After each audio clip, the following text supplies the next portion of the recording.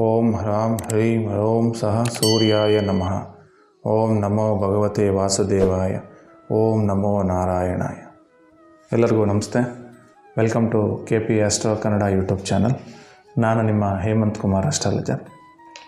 ಸೂರ್ಯ ಧನಸ್ಸು ರಾಶಿಯಿಂದ ಮಕರ ರಾಶಿಗೆ ಸಂಕ್ರಮಣವಾಗುವಂಥದ್ದನ್ನ ಮಕರ ಸಂಕ್ರಾಂತಿ ಅಂತ ಕರೀತಾರೆ. ಕರ್ಕಾಟಕ ರಾಶಿಯಿಂದ ಸೂರ್ಯ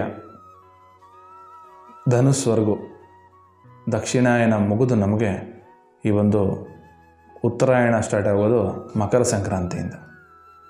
ಸೂರ್ಯನ ಪಥ ಉತ್ತರಾಯಣದ ಕಡೆ ಸಾಗ್ತಾ ಹೋಗುತ್ತೆ. ಈಗ ಈ ಒಂದು ಉತ್ತರಾಯಣ ಪುಣ್ಯಕಾಲದ ಮಾಘ ಮಾಸದ ಶುದ್ಧ ಶುಕ್ಲ ಪಕ್ಷದಲ್ಲಿ ಬರ್ತಕ್ಕಂತಹ ಸಪ್ತಮಿಯನ್ನು ರಥಸಪ್ತಮಿ ಅಂತ ನಾವು ಆಚರಣೆ ಮಾಡ್ತೇವೆ.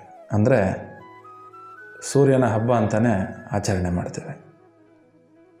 ಈ ಒಂದು ಸೂರ್ಯನ ಹಬ್ಬವನ್ನು ನಾವು ರಥಸಪ್ತಮಿಯನ್ನು ಇದೇ ಈ 27 ಜನವರಿ 2023ರಂದು ಶುಕ್ರವಾರ ನಮಗೆ ಬೆಳಗ್ಗೆ ತಿಥಿ ಯಾವ ಸಮಯಕ್ಕೆ ಸ್ಟಾರ್ಟ್ ಆಗುತ್ತೆ, 28 ಜನವರಿ 2023 ಶನಿವಾರ. ತಿಥಿ ಸೂರ್ಯನ ಉದಯದ ನಂತರ ಎಲ್ಲಿವರೆಗೂ ಇರುತ್ತೆ.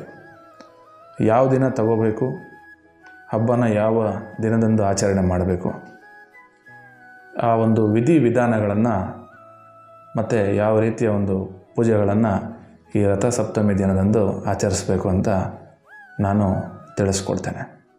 ಮುಖ್ಯವಾಗಿ ಈ ರಥಸಪ್ತಮಿ ದಿನದಂದು ಆರೋಗ್ಯಕ್ಕಾಗಿ ಯಾವ ಮಂತ್ರವನ್ನು ಪಠಿಸಬೇಕು ಅಂತ ಈ ವಿಡಿಯೋದ ಕೊನೆ ಭಾಗದಲ್ಲಿ ತಿಳಿಸ್ಕೊಡ್ತೀನಿ. ತಿಥಿಯ ಸಮಯವನ್ನು ತಿಳಿಸ್ಕೊಡ್ತೀನಿ. ಈಗ ಈ ರಥಸಪ್ತಮಿಯ ಹಿನ್ನೆಲೆ ಏನು, ಈ ರಥಸಪ್ತಮಿಯನ್ನು ನಮ್ಮ ಪೂರ್ವಿಕರು ಯಾವ ಒಂದು ವಿಧಿವಿಧಾನಗಳಿಂದ ಆಚರಿಸ್ಕೊಂಡು ಬಂದಿದ್ದಾರೆ ಅಂತ ಆ ಒಂದು ವಿಚಾರವನ್ನು ನಾವು ತಿಳ್ಕೊತಾ ಈಗ ಹೋಗೋಣ. ಈ ದಿನದಂದು ಸೂರ್ಯದೇವನು ಮಂದೇಹನೆಂಬ ದೈತ್ಯನನ್ನು ಸಂಹರಿಸಲು ತನ್ನ ಸಪ್ತ ಕುದುರೆಗಳ ರಥವನ್ನು ತಿರುಗಿಸಿದನೆಂಬ ನಂಬಿಕೆ ಇದೆ. ಹೌದು, ಅದಲ್ಲದೆ ಈ ದಿನವೇ ವಿಶ್ವಕರ್ಮ ತ್ರಿಪುರಾಸುರನನ್ನು ಸಂಹರಿಸಲು ಶಿವನಿಗೆ ರಥ ತಯಾರಿಸಿದ ಅನ್ನೋ ಇತಿಹಾಸವೂ ಇದೆ. ಸೂರ್ಯನನ್ನು ಹಲವಾರು ಹೆಸರುಗಳಿಂದ ಕರೆಯಲ್ಪಡ್ತಾನೆ. ಸೂರ್ಯನ ರಥಕ್ಕೆ ಸಾರಥಿನೂ ಇದ್ದಂತೆ, ಅವನ ಹೆಸರೇ ಅರುಣ. ಹಾಗೆ ಸೂರ್ಯನ ರಥದ 7 ಕುದುರೆಗಳ ಹೆಸರು ಗಾಯತ್ರಿ, ಬೃಹತಿ, ಉಷ್ಣಿ, ಜಗತಿ, ತ್ರಿಷ್ಟು, ಅನುಷ್ಟಪ, ಪಂಕ್ತಿ. ಜ್ಯೋತಿಷ್ಯ ಶಾಸ್ತ್ರದಲ್ಲಿ ನವಗ್ರಹಗಳಿಗೆ ಸೂರ್ಯನೇ ಅಧಿಪತಿ. ಸೂರ್ಯನ ಮಹಾದಶ 6 ವರ್ಷಗಳ ಕಾಲ ಬರುತ್ತದೆ. ಪ್ರತಿದಿನ ಸೂರ್ಯನ ನಮಸ್ಕಾರ ಮಾಡೋದರಿಂದ ಒಳ್ಳೆಯ ಆರೋಗ್ಯವನ್ನು ಪಡ್ಕೋಬೋದು. ಪುರಾಣಗಳಲ್ಲಿ ಆರೋಗ್ಯಂ ಭಾಸ್ಕರಾದಿಚ್ಛತ್ ಅಂತ ಹೇಳಿದ್ದಾರೆ. ಅಂದರೆ ಎಲ್ಲದಕ್ಕೂ ಮೂಲ ಆರೋಗ್ಯವೇ. ಆರೋಗ್ಯವೇ ಸೌಭಾಗ್ಯ. ಈ ಆರೋಗ್ಯದ ಮೂಲ ಈ ಸೂರ್ಯದೇವನೇ. ಸೂರ್ಯನಿಲ್ಲ ಅಂದರೆ ಈ ಜಗತ್ತೇ ಇಲ್ಲ. ವೈಜ್ಞಾನಿಕವಾಗಿ ನೋಡೋದಾದ್ರೂ ಸೂರ್ಯನ ಕಿರಣಗಳಲ್ಲಿ ಅತಿಯಾದ ವಿಟಮಿನ್ ಡಿ ಅಂಶವು ಒಳಗೊಂಡಿರುತ್ತದೆ. ಮಾನವನ ದೇಹಕ್ಕೆ ಈ ಒಂದು ವಿಟಮಿನ್ ಡಿ ಅಂಶವು ಬಹಳಷ್ಟು ಮುಖ್ಯವಾದದ್ದು. ಹೀಗೆ ನೋಡೋದಾದರೆ ಬಹಳಷ್ಟು ಸೂರ್ಯನಿಂದ ನಾವು ಅನುಕೂಲಗಳನ್ನ ಪಡ್ಕೋತಾ ಇದ್ದೀವಿ. ಹಾಗಾಗಿ ಅಟ್ಲೀಸ್ಟ್ ಸೂರ್ಯನ ಹಬ್ಬನೇ ಅಂತ ಕರಿತಕ್ಕಂಥ ಈ ಒಂದು ರಥಸಪ್ತಮಿ ದಿನದಂದಾದರೂ ಸೂರ್ಯ ದೇವನಿಗೆ ನಾವು ಪೂಜಿಸಬೇಕಾಗ್ತದೆ.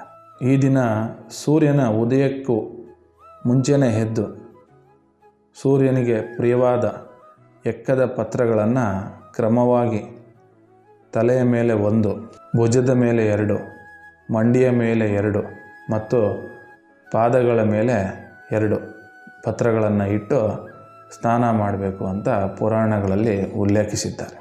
ಇನ್ನು ಸೂರ್ಯನಿಗೆ ಪ್ರಿಯವಾದ ರವೆ ಪಾಯಸ ಅಥವಾ ಗೋಧಿಯ ಪಾಯಸವನ್ನು ನೈವೇದ್ಯದಂತೆ ಮಾಡಿ ಸೇವಿಸಲಾಗುತ್ತೆ. ಇನ್ನೂ ಬಹಳಷ್ಟು ವಿಧಿವಿಧಾನಗಳು ಈ ರಥಸಪ್ತಮಿ ದಿನದಂದು ಮಾಡಿಕೊಂಡು ಬಂದಿದ್ದಾರೆ. ಈ ಒಂದು ಎಲ್ಲ ವಿಧಿವಿಧಾನಗಳನ್ನು ನಾವು ರಥಸಪ್ತಮಿ ದಿನದಂದು ಆಚರಣೆ ಮಾಡೋಕ್ಕಾಗಲಿಲ್ಲ ಅಂದ್ರೂ ಕನಿಷ್ಠ ಸೂರ್ಯನ ಮಂತ್ರವನ್ನು ತಪ್ಪದೆ 108 ಬಾರಿ ರಥಸಪ್ತಮಿಯ ದಿನದಂದು ಪಠಿಸಿದ್ರೆ ಒಳ್ಳೆಯ ಆರೋಗ್ಯವನ್ನು ಪಡ್ಕೋಬೋದು. ನಮ್ಮ ಸನಾತನ ಧರ್ಮದಲ್ಲಿ ಸೂರ್ಯನಿಗೆ ಬಹಳಷ್ಟು ಪ್ರಾಮುಖ್ಯತೆ ಇದೆ. ಉತ್ತಮ ಆರೋಗ್ಯಕ್ಕಾದರೂ ಈ ಒಂದು ಮಂತ್ರವನ್ನು ರಥಸಪ್ತಮಿ ದಿನದಂದು ಪಠಿಸಲೇಬೇಕು. ಸೊ ಎಲ್ಲರೂ ಕೂಡ ಬರ್ತಕ್ಕಂಥ ರಥಸಪ್ತಮಿ ಹಬ್ಬವನ್ನು ಆಚರಿಸಿ ಸೂರ್ಯನಿಗೆ ಪೂಜೆಯನ್ನು ಸಲ್ಲಿಸಿ ಮಂತ್ರವನ್ನು ಪಠಿಸಿ ನಮಸ್ಕಾರ ಮಾಡಿ ಎಲ್ಲರಿಗೂ ಸೂರ್ಯನ ಅನುಗ್ರಹ ಪ್ರಾಪ್ತಿಯಾಗಲಿ. ಸೂರ್ಯನ ಈ ಹಬ್ಬ ರಥಸಪ್ತಮಿಯ ಸಣ್ಣದಾದ ಹಿನ್ನೆಲೆ ಮತ್ತು ಸ್ನಾನ ವಿಧಾನಗಳು ಯಾವ ರೀತಿ ಆಚರಣೆ ಮಾಡಬೇಕು ಅಂತ ತಿಳಿಸ್ಕೊಟ್ಟಿದ್ದೀನಿ. ಈಗಿನ ಈ ಒಂದು ಇರ್ತಕ್ಕಂಥ ಈ ಸಮಾಜದಲ್ಲಿ ಈ ವಿಧಿವಿಧಾನಗಳು ನಾವು ಮಾಡೋಕ್ಕಾಗಲಿಲ್ಲ ಅಂದ್ರೂ ಕನಿಷ್ಠ ಪಕ್ಷ ಮಂತ್ರವನ್ನಾದರೂ ಪಠನೆ ಮಾಡಿದ್ರೆ ಬಹಳಷ್ಟು ಉತ್ತಮವಾದ ಫಲಗಳನ್ನು ಪಡ್ಕೋಬೋದು. ಹಾಗಾಗಿ ಈಗ ಕೊನೆಯಲ್ಲಿ ನಾನು ನೀಡ್ತಕ್ಕಂಥ ಈ ಒಂದು ಸೂರ್ಯನ ಮಂತ್ರವನ್ನು ಈ ರಥಸಪ್ತಮಿ ದಿನದಂದು 108 ಬಾರಿ ಪಠಿಸಿ ಸೂರ್ಯನ ಅನುಗ್ರಹಕ್ಕೆ ಪಾತ್ರರಾಗಿ. ಈ ವಿಡಿಯೋ ನಿಮಗೆ ಇಷ್ಟ ಆಗಿದೆ ಅಂತ ನಾನು ಭಾವಿಸ್ತೀನಿ. ದಯವಿಟ್ಟು ಲೈಕ್ ಮಾಡಿ, ಶೇರ್ ಮಾಡಿ, ಸಬ್ಸ್ಕ್ರೈಬ್ ಮಾಡಿ. ಇದೇ ರೀತಿ ಜ್ಯೋತಿಷ್ಯ ಶಾಸ್ತ್ರದ ಬಗ್ಗೆ ಒಳ್ಳೆಯ ವಿಚಾರಗಳನ್ನು ಈ ನಿಮ್ಮ KP astro Kannada YouTube channel ಮುಖಾಂತರ ವೀಕ್ಷಕರಿಗೆ ತಿಳಿಸ್ಕೊಡ್ತೀನಿ. ಧನ್ಯವಾದಗಳು. ಸರ್ವೇ ಜನ ಸುಖಿನೋ ಭವಂತು.